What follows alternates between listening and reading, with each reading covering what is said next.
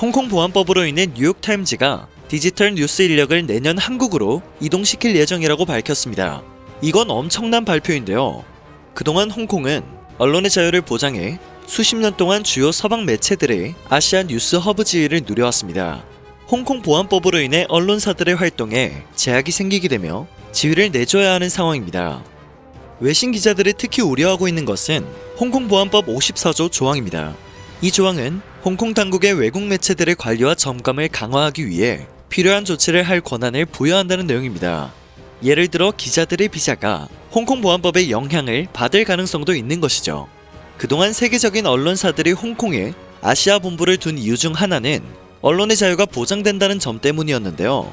이와 같은 이유에 제한이 생기니 홍콩에 본부를 그대로 둘 수가 없었겠죠. 뉴욕타임즈는 미국은 물론 세계 최고의 언론사라고 평가를 받는 곳입니다. 세계 언론인들이 가장 선망하는 언론사 중에 한 곳이기도 한데요. 오죽하면 뉴욕타임즈의 기자들은 자신을 소개할 때 나는 그냥 기자가 아니라 뉴욕타임즈의 기자다 라며 자신을 소개한다는 말도 있습니다. 뉴욕타임즈는 베트남 전쟁 당시 국익을 뒤로한 채 미군이 고엽제를 뿌리는 등 반인륜적인 행위를 일삼고 있다고 폭로해 반전 여론을 일으킨 바 있습니다. 이로써 미군은 베트남에서 철수하게 되었죠. 이처럼 뉴욕타임즈는 항상 진실의 편에 서서 자타가 공인하는 미국 최고의 언론사, 세계 최고의 언론사로 자리 잡았습니다. 이러한 언론사가 아시아 본부를 한국으로 옮긴다는 것은 정말 반가운 소식입니다. 홍콩을 생각하면 안타까운 일이지만 한국에서는 이러한 언론사들의 결정을 반가워하지 않을 수가 없는 것이 현실이네요. 뉴욕타임즈는 서울뿐만 아니라 일본 도쿄와 태국의 방콕, 싱가포르 등 다른 도시들도 후보군에 올렸었다고 전해지는데요. 내부 논의로 한국이 가장 적합하다는 결론이 나왔다고 합니다.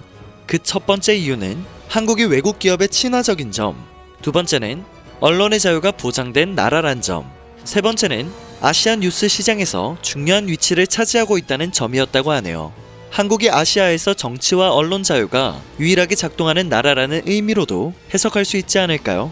일각에서는 당연히 싱가포르로 본부를 옮기지 않을까 하는 예상을 많이 찾아볼 수 있었는데요.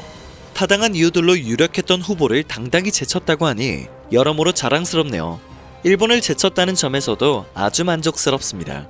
뉴욕타임즈가 한국으로 옮기는 부분은 디지털 뉴스룸인데요. 디지털 뉴스룸은 신문사에서 온라인 편집을 하는 곳입니다.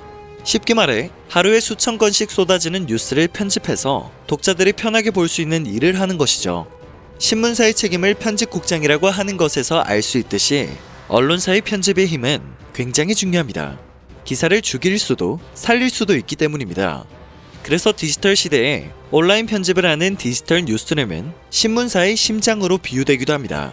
현재 뉴욕타임즈는 본사가 있는 뉴욕과 영국 런던 그리고 홍콩의 디지털 뉴스룸을 두고 있었는데요.